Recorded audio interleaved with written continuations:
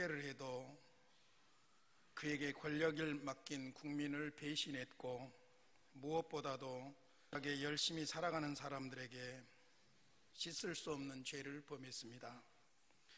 그 허물의 중심에 탐심이 있습니다. 그 탐심은 권력에 앉아있는 대통령에만 있는 것이 아니라 오늘 이 자리에 있는 우리 모두의 마음속에 둥지를 틀고 있습니다. 우리도 탐심을 다스리지 못하면 언제든지 불행하게 될 것입니다. 그래서 오늘은 우리 안에 있는 탐심을 경계하면서 주의 떡과 잔을 들 수 있기를 바랍니다. 탐심을 이기고 극복하기 위해서 먼저 우리는 그리스도인으로서 가치를 분명하게 알아야 합니다. 성찬에 참여하는 것은 구원받은 그리스도인의 특권입니다. 성찬에 참여하는 사람들은 그리스도 때문에 죄사함 받고 그리스도 때문에 구원받은 하나님의 자녀들입니다. 그러므로 그리스도인들의 가치는 나를 구원하신 예수 그리스도, 그분이 바로 우리의 가치입니다. 오늘 1절과 2절 말씀을 보겠습니다. 그러므로 너희가 그리스도와 함께 다시 살리심을 받았으면 위의 것을 찾으라. 거기는 그리스도께서 하나님 우편에 앉아 계시느니라. 위의 것을 생각하고 땅의 것을 생각하지 말라 그랬습니다. 오늘 본문을 보면은 우리의 과거는 그리스도와 함께 죽었고, 우리의 현재는 그리스도의 생명이 내 안에 있어서 그리스도와 함께 살고, 우리의 미래는 주님과 함께 영원한 영광 가운데 나타날 것을 믿습니다. 그래서 오늘 너희가 그리스도와 함께 다시 살리심을 받았으면, 이게 전제 조건입니다. 다시 살리심을 받았다는 것은 죽었다는 것을 암시하고 있는 것이지요. 내가 예수를 믿는 순간 나는 그리스도 십자가와 함께 옛사람은 죽었습니다. 그리고 현재는 그분과 함께 살았습니다. 그래서 3절에 보니까 이는 너희가 죽었고 너희 생명이 그리스도와 함께 하나님 안에 감추어졌음이라 했습니다. 그리고 우리의 미래는 그분과 함께 영광 중에 나타날 것입니다. 4절입니다. 우리 생명이신 그리스도께서 나타나실 때에 너희도 그와 함께 영광 중에 나타나리라. 그래서 그리스도인들은 그리스도가 최고의 가치이고, 그래서 그리스도인들은 위의 것을 찾는데, 그 위에 누가 계시냐면은 본문에 말씀하신 대로 만유의 통치자이신 예수 그리스도가 보좌에 앉아 계십니다. 그러므로 우리의 과거도 우리의 현재도 우리의 미래도 그리스도를 떠나서는 생각할 수가 없고, 우리의 과거와 현재와 미래가 그리스도의 통치 아래 있기 때문에 우리는 위의 것을, 즉 그리스도를 생각하고, 땅의 것을, 즉 땅에 있는 지체를 생각하지 않고 그리스도를 최고의 가치로 삼고 살아야 합니다. 그래서 모든 생각과 판단을 그리스도 중심으로 하고 모든 행동의 중심이 그리스도여야 합니다. 그리스도의 통치를 받는 것이 하나님 나라고, 그리스도의 통치를 받는 그리스도인들이 바로 지금 현재 영원한 하나님 나라를 살고 있는 것입니다. 그러므로 우리는 그리스도인으로서 가치를 분명히 정립해야 되는데, 그리스도가 바로 우리의 삶의 통치자요 가치인 줄로 믿습니다. 두 번째로는 우리의 가치를 거여가는 지체를 죽여야 합니다. 5절 말씀입니다. 그러므로 땅에 있는 지체를 죽이라. 곧 음란과 부정과 사욕과 악한 정욕과 탐심이니 탐심은 우상 숭배니라. 땅에 있는 지체를 죽이라 그랬습니다. 땅에 있는 지체라는 말은 신체적인 몸을 단순히 가리키는 것이 아닙니다. 오히려 하나님을 거여가는 몸과 마음 전부를 가리켜서 땅에 있는 지체라고 말합니다. 다시 말하자면은 그리스도를 가치로 삼고 살아가는 그리스도인들이 그리스도의 가치를 맡게 하는, 이것이 바로 땅에 있는 지체라는 것이지요. 그 목록이 구체적으로 5가지로 나옵니다. 음란과 부정과 사욕과 악한 정욕과 탐심입니다. 겉에서 밖으로, 그리고 둘씩 짝을 이루고 마지막에 탐심으로 정리가 됩니다. 가장 두드러진 죄악이 먼저 성적인 범죄입니다. 그것이 바로 음란과 부정입니다. 음란이라는 말은 모든 종류의 성적인 범죄를 포함하는 일반적인 용어입니다. 불법적이고 부자연스러운 동성애나 근친상간이나 자연스럽지 못한 불법적인 모든 성적인 관계를 음란이라고 말하는 것입니다. 타락한 인생들의 밖으로 나타나는 탐심의 열매가 전부 무엇으로 나타나냐면은 불법하고 부정적이고 부자연스러운 성적인 음란으로 나타난다는 것입니다. 그래서 음란과 그 다음에 부정이라고 있습니다. 여기에 부정이라는 말은 부정입학이라든지 부정축제라든지 바르지 못하다는 의미가 아닙니다. 여기서 말하는 음란과 부정은 한 쌍을 이루고 있는데, 부정은 깨끗하지 못하다는 의미예요. 특별히 성적으로 깨끗하지를 못하다는 것을 부정이라고 말하는 것입니다. 그러니까 우리의 가치를 무너뜨리는 것이 탐심에서 나오는데, 그 나타난 가장 현저한 현상들이 성적인 범죄라는 거예요. 음란과 부정입니다. 그래서 갈라디아서 5장 19절에 보면 육체의 일은 현저하니 곧 음행과 더러운 것과 호색, 맨 먼저 나타나는 것이 음행, 더러운 것, 호색, 음행, 부정한 것, 호색, 이것이 바로 맨 먼저 나타나는 것을 볼 수 있습니다. 그러므로 그리스도인들은, 그리스도를 가치로 삼고 있는 그리스도인들은 이것들을 멀리해야 할 줄로 믿습니다. 두 번째는 보니까 본능적인 욕망을 이야기하고 있습니다. 사욕과 악한 정욕입니다. 여기에 사욕이라는 것은 인간의 모든 본능적인 욕망을 말하고 있습니다. 여러분, 본능 그 자체가 악은 아닙니다. 본능은 항상 중립적입니다. 그런데 본능대로 살아버리면 문제가 있는 거예요.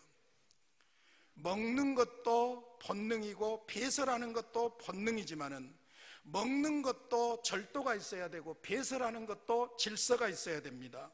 그것이 그냥 본능대로 해버리면 그건 짐승과 같은 삶이라는 것이죠. 우리에게 본능으로서 수면 욕구가 있습니다. 식욕이 있습니다. 성적인 욕구가 있습니다. 그 자체가 잘못이라는 말이 아닙니다. 오히려 잠을 못 자면 여러분 죽습니다. 식욕 부진하면 건강에 위험한 징조입니다. 사춘기가 되어서 이성을 생각하는 것은 지극히 정상적입니다. 그럼에도 불구하고 본능대로 살아버리면은, 무절제하게 아무렇게나 살아버리면은 짐승과 같은 삶이 된다는 것이죠. 그것이 바로 본능, 사욕입니다.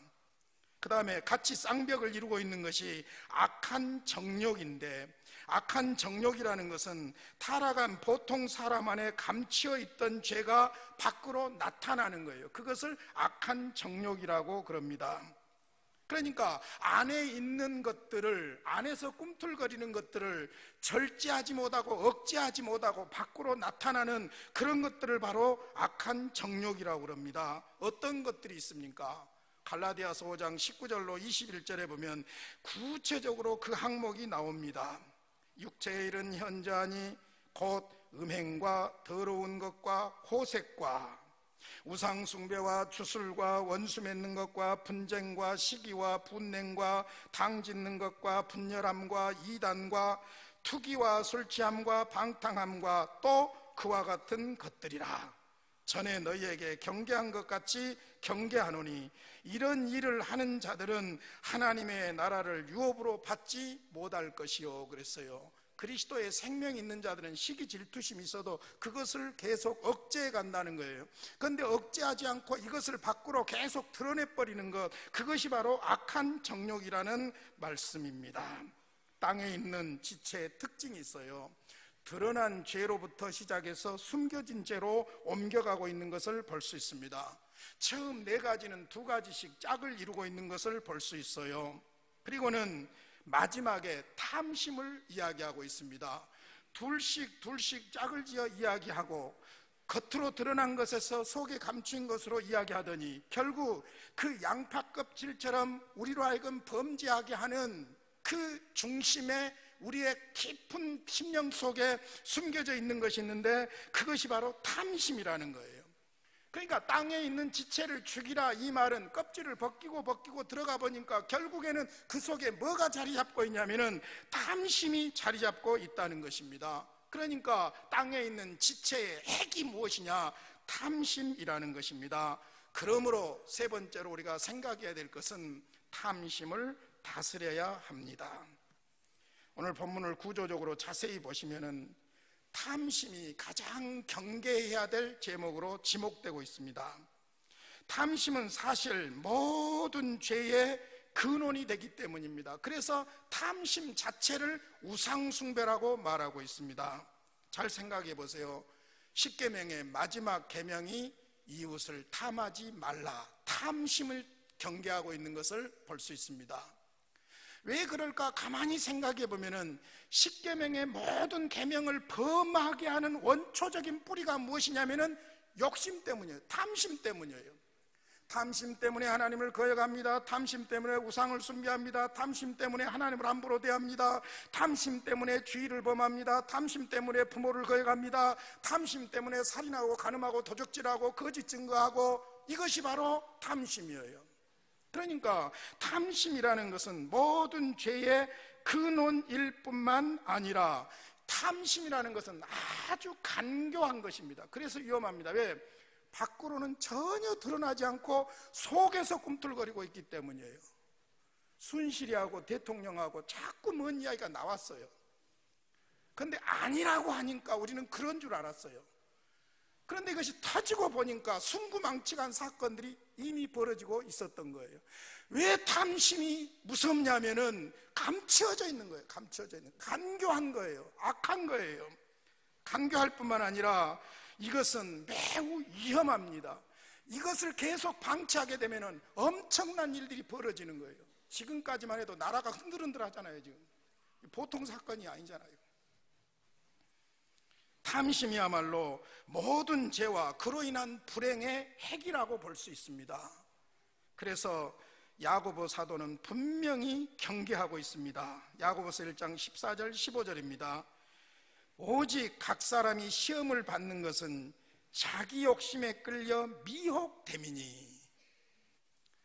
오늘 청와대 주변에 있는 사람들이 명심해야 될 하나님의 말씀이에요. 대통령이 시켰다고요? 친하니까 그렇게 했다고요? 누구 때문에 그렇게 했다고요? 아니에요. 전부 자기 안에 있는 욕심 때문에 미혹받은 거예요. 그래서 성경은 분명히 말합니다. 오직 각 사람이 시험을 받는 것은 누구 탓할 것이 아니다. 자기 욕심에 끌려 미혹됨이다. 욕심이 잉태한 즉 죄를 낳고 죄가 장성한 즉 사망을 낳느니라. 할렐루야. 그러므로 여러분 명심하고 이 탐심을 다스려야 합니다. 저는 이 탐심에 대해서 말씀을 묵상하면서 그런 생각이 오더라고요. 우리가 질서 있는 이 교통 문화를 위해서는, 또 사회 질서를 위해서는 교통 신호를 잘 지켜야 돼요. 빨간색 멈춰, 파란색 진행. 그런데 빨간색과 노란색 사이에, 빨간색과 파란색 사이에 노란색이 켜지면 주의, 그거죠. 빨간색이면 멈추면 돼요. 파란색이면 가면 돼요. 그런데 갈 것이냐 설 것이냐 판단을 해야 되는 노란색 그 순간이 있는 거예요. 주의. 그런데 여러분, 대부분의 사람들이 운전대를 잡고 운전을 하고 가다 보면은 파란색에서 노란색으로 바뀌는 순간 멈춰야 돼요, 사실은. 그런데 계속 진행하려고 하는 심리가 있다 보니까 노란불이 금방 꺼지고 빨간불이 켜져도 지나가 버리는 거예요. 여러분, 그때 서로 간에 충돌이 벌어지면 큰 사고가 일어나는 거예요. 마찬가지입니다. 진심으로 우리가 거듭난 그리스도인이라면 성령께서는 우리 내면에서, 우리의 양심을 통해서, 우리의 감정과 느낌을 통해서 너 그렇게 하면 안 돼, 노란색 불, 주의 경고가 계속 켜질 줄로 믿습니다. 그때마다 우리가 그 주의 경계에 귀를 기울여서 가야 할 길을 멈추면 되고 멈췄던 길을 가면 되는 거예요. 그와 같이 교통신호를 지키듯이 우리가 탐심을 다스려 가야 할 줄로 믿습니다. 그런데 그 노란색 불이 켜졌을 때 중요한 것이 뭐냐? 순간적인 판단이에요. 선택이에요. 예수님께서 산상설교에서 말씀하십니다. 하나님이냐 돈이냐 선택하라는 거예요. 하나님과 돈은 양립할 수가 없다는 거예요. 하나님이 하나님이고 돈이 하나님이어서는 안 된다는 거예요. 하나님이 하나님이고 돈은 하나님이 주신 것이지 이것이 같이 양립할 수는 없다는 거예요. 그러니까 돈을 선택하면은 지금 우리나라에서 벌어지는 이런 상황들이 벌어지는 거예요. 그러나 하나님을 선택하면 아무리 대통령이 시켜도 안 할 것은 안 하는 거예요. 옷 벗으면 되는 거예요. 그래도 굶어 죽지는 않는 거예요. 그런 측면에서 어떤 가치관을 가지고 사느냐, 그 가치관에 의해서 순간순간 무엇을 선택하느냐, 이것이 우리 그리스도인들의 삶의 중심이 되어야 할 줄로 믿습니다. 그렇다면 탐심을 다스리려면 어떻게 해야 됩니까? 두 가지로 말씀을 드리겠습니다. 첫째로는 성령의 도우심을 구하시기를 바랍니다. 이것 안 해야지 탐심을 버려야지 그것보다 더 중요한 것이 있어요. 그게 뭐냐? 오히려 탐심이 자리 잡지 못하도록 적극적으로 사는 거예요. 그 적극적으로 사는 방법이 무엇이냐? 우리 안에서 역사하시는 성령의 인도하심을 따라서 사는 거예요. 자, 보십시오. 갈라디아서 5장 22절 이하에 보면은 성령의 열매가 나오는데 잘 보세요. 오직 성령의 열매는 사랑과 희락과 화평, 우리 안에서 이런 것들이 주어져요. 성령으로 말미암아 대인관계에서 오래 참음과 자비와 양선, 그리고는 내 자신과 사역에 있어서는 충성과 온유와 절제니 이 같은 것을 금지할 법이 없느니라. 성령이 그렇게 우리 안에서 역사하시도록 성령을 사모해야 된다는 거예요. 그러면서 24절에 그리스도 예수의 사람들은 육체와 함께 그 정욕과 탐심을 십자가에 못 박았느니라. 만일 우리가 성령으로 살면 또한 성령으로 행할지니 헛된 영광을 구하여 서로 노엽게 하거나 서로 투기하지 말지니라. 할렐루야. 성령은 거룩한 영으로서 우리의 삶을 인도하십니다. 할렐루야. 그러므로 성령의 인도하심을 간절히 구하시기를 바랍니다. 두 번째로는 말씀에 순종하시기를 바랍니다.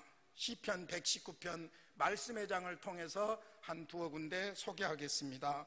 9절로 11절입니다. 청년이 무엇으로 그의 행실을 깨끗하게 하리까? 청년은 모든 유혹과 본능에 많이 열려있는 상태예요. 위험한 상태지요. 청년이 무엇으로 그의 행실을 깨끗하게 하리까? 주의 말씀만 지킬 따름이니이다. 내가 전심으로 주를 찾아 싸우니 주의 계명에서 떠나지 말게 하소서. 내가 주께 범죄하지 아니하려 하여 주의 말씀을 내 마음에 두었나이다. 말씀을 마음에 두고 묵상하고 암송하고 새기고 계속해서 말씀을 붙잡고 나아갈 때에 우리는 유혹을 이길 수 있고 탐심을 극복할 수 있는 줄로 믿습니다. 시편 119편 98절로 100절입니다. 주의 계명들이 항상 나와 함께하므로, 즉 주의 말씀이 항상 나와 함께하므로 그것들이 나를 원수보다 지혜롭게 합니다. 여러분, 원수보다 지혜로워야 우리가 승리할 줄로 믿습니다. 그러려고 하면은 하나님의 말씀이 항상 나와 함께해야 돼요. 내가 주의 증거들을 늘 읊조림으로, 주의 증거 하나님의 말씀을 늘 읽고 읊조리고 묵상함으로 나의 명철함이 나의 모든 스승보다 낫습니다. 스승보다 더 지혜로운 삶을 살도록 말씀이 그렇게 해주신다는 거예요. 주의 법도들을 지킴으로, 하나님의 말씀을 내가 순종함으로 나의 명철함이 노인보다 더 낫습니다. 평생을 온몸으로 부딪히면서 경험한 노인의 경험보다도 하나님의 말씀을 지키고 순종할 때 더 노인보다 훌륭한 경험적인 삶을 살 수 있다는 것입니다. 할렐루야. 성령을 사모하십시오. 말씀을 사모하십시오. 할렐루야. 좀 더 가지려는 욕심, 좀 더 사랑받으려는 욕심, 좋은데 그게 도가 지나치면 문제가 생기는 거예요. 그것이 탐심으로 엮여지면 문제가 생기는 겁니다. 말씀을 마치겠습니다. 오늘 6절 말씀과 함께 탐심으로 말미암아 나타난 결과에 대한 하나님의 심판을 잊지 마시기를 바랍니다. 6절 말씀입니다. 이것들로 말미암아 하나님의 진노가 임하느니라. 우리 하나님은 인간의 죄악을 바라보기만 하는 무능한 아버지와 같은 분이 아닙니다. 우리 하나님은 우리를 사랑하시지만은 죄악에 대해서 거룩한 분노를 바라시며 심판하시는 하나님이십니다. 데살로니가전서 4장 3절로 6절입니다. 하나님의 뜻은 이것이니 너희의 거룩함이라. 곧 음란을 버리고 각각 거룩함과 존귀함으로 자기 안에 대할 줄을 알고 하나님을 모르는 이방인과 같이 세욕을 따르지 말고 이 일에 분수를 넘어서 형제를 해하지 말라. 이는 우리가 너희에게 미리 말하고 증언한 것과 같이 이 모든 일에 주께서 신원하여 주심이라. 주께서 알고 계시고 심판하신다. 사랑하는 성도 여러분, 나에게 가장 큰 문제는 내 안에 있는 탐심입니다. 지금 우리는 대통령을 중심으로 무서운 탐심의 결말을 보면서 괴로워하고 고통스러워하고 있습니다. 오늘 그리스도를 가치로 삼고 이의 것을 추구하는 우리는 성령님의 도우심과 주의 말씀으로 탐심을 다스릴 수 있기를 바랍니다. 이 시간 내 안에서 꿈틀거리는 탐심을 다스려 주시기를 간절히 소원하면서 주의 떡과 잔을 드심으로 말미암아 여러분의 남은 생애가 탐심 때문에 불행해지지 않는 복된 삶이 되시기를 주님의 이름으로 축원합니다. 우리 아버지